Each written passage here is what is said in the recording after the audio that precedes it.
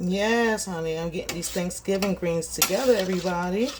Happy day before Thanksgiving to y'all. And here's my big old pot of greens that are cooking down really, really good. It's going to have that smoked turkey meat in it. And it's just taking its time simmering. And while I do that, how about I talk about some do's and don'ts, or maybe plainly some tips that you can do, to create a great atmosphere for your autistic child or family member. Like to hear it? Here it go.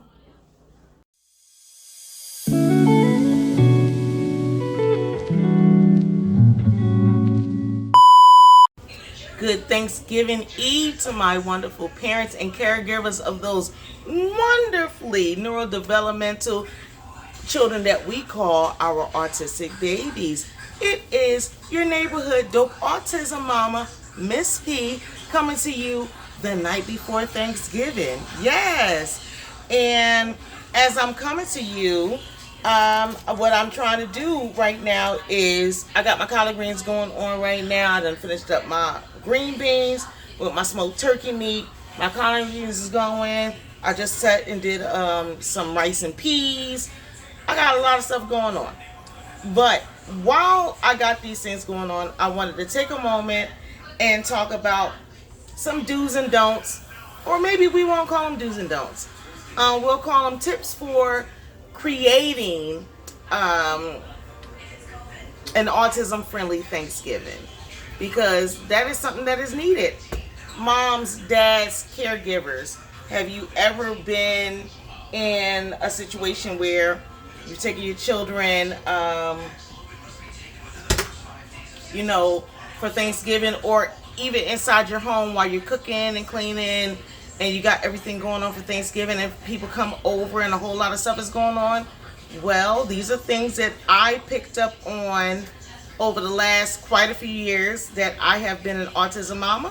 So hopefully you can relate. Let me know. So the first thing to do is plan ahead.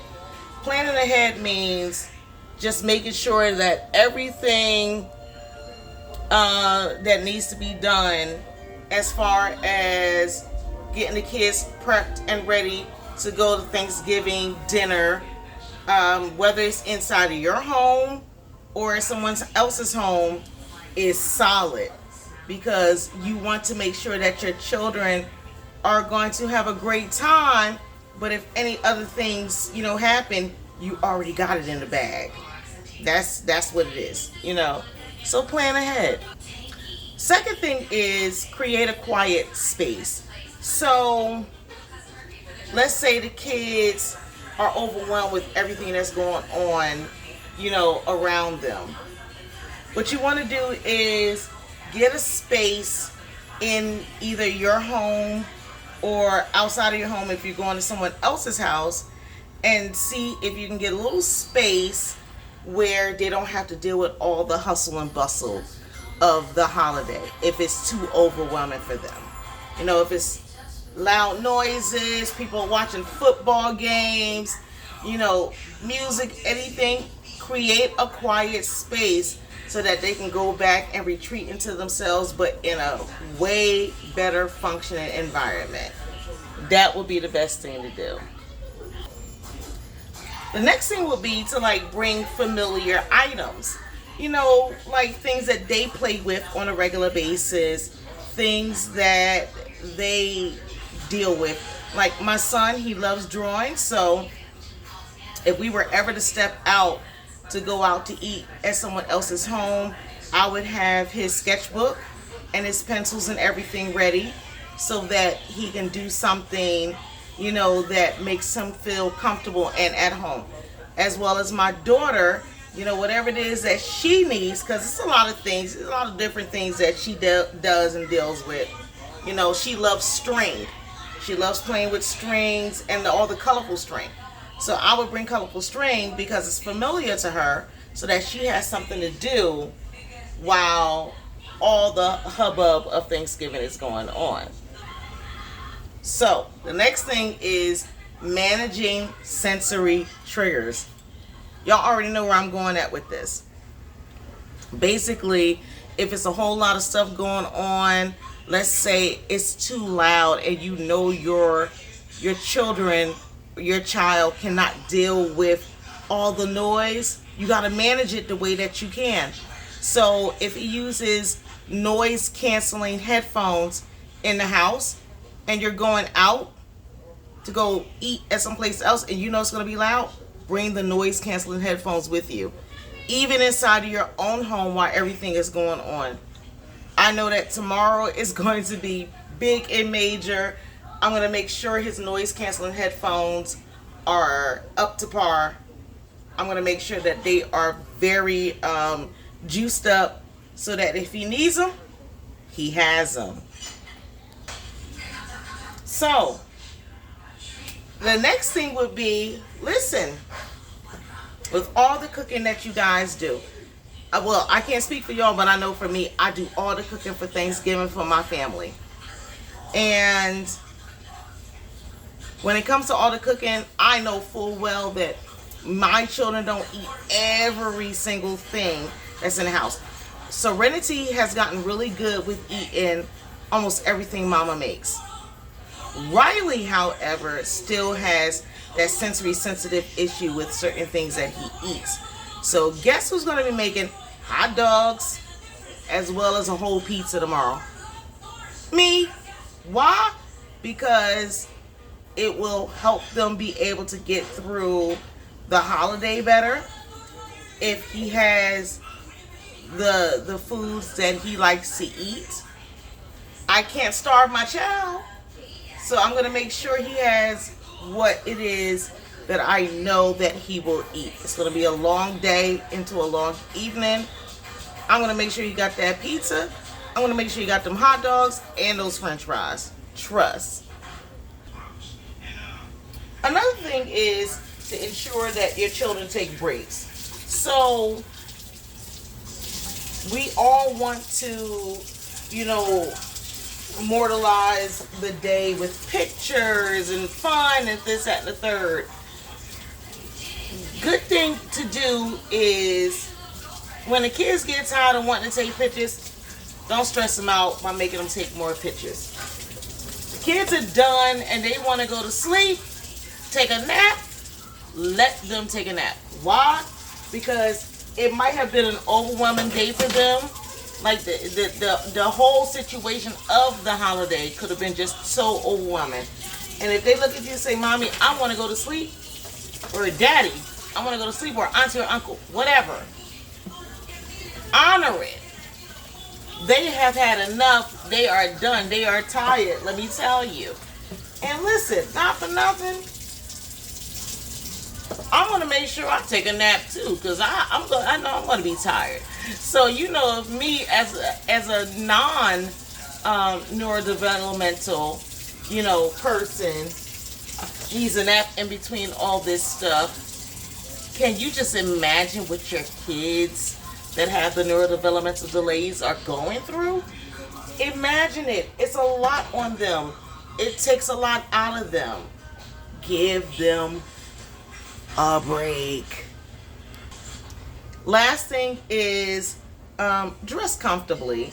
Like, we want our kids to look their very best. Probably you guys are out there wanting the kids to match your swag, which is a wonderful thing. I love matching PJs and stuff for Christmas.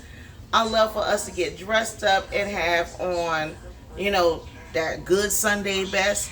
But sometimes it don't go down that way, and the kids that have those neurodevelopmental delays, or even grown-ups, they don't want to get completely dressed up. They'll probably compromise with a good pair of decent looking pants and maybe a nice shirt, but don't put the tie on them, don't put the hat on them, don't put the earrings on them, don't do all those things. They don't want that stuff going on with them because they will not be comfortable, and in turn, it'll make sure that they will not enjoy the holiday that we hold so dear to us. Trust me when I tell you, I've lived it. Well, I done gave you guys all of my little tips. There's no book to it. The things can change up at any given point in time, but I hope that what I say can resonate with you guys. Take it for what it is, and I hope and pray that you guys have the best Thanksgiving holiday ever. However you celebrate, enjoy it. But just keep in mind, once again, make it autism friendly. Make it autism friendly, because we want everybody to enjoy this day.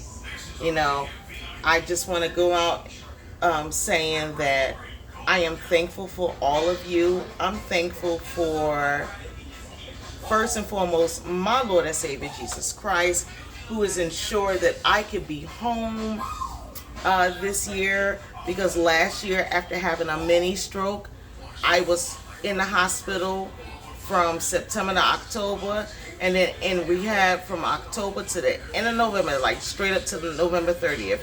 I am so grateful to God for allowing me to be able to be here and spend time with my husband and my children the way that I always have done, being the Thanksgiving queen who enjoys her blood sport. November's her blood sport.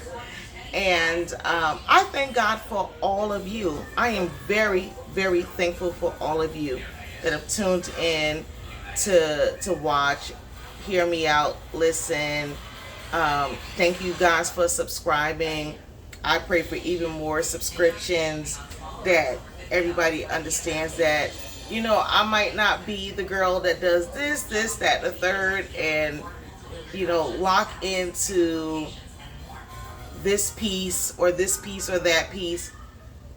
I am an advocate for my children who have autism spectrum disorder, and I am an autism spectrum disorder mama. And I just want you guys to just come on this journey with me. I'm thankful for every last one of you. You, and you. Once again, this is your favorite neighborhood autism mama, Miss P, coming to you saying, please like, share, and subscribe. I love you all, and there ain't nothing that you can do about it. I hope to see you guys again after a few days. Let this beautiful Thanksgiving weekend, you know, turn out for the very best for you. And I pray that you guys have everything and anything that you hope for, which also includes everything and anything that you are thankful for. Have a great one, y'all. Love y'all.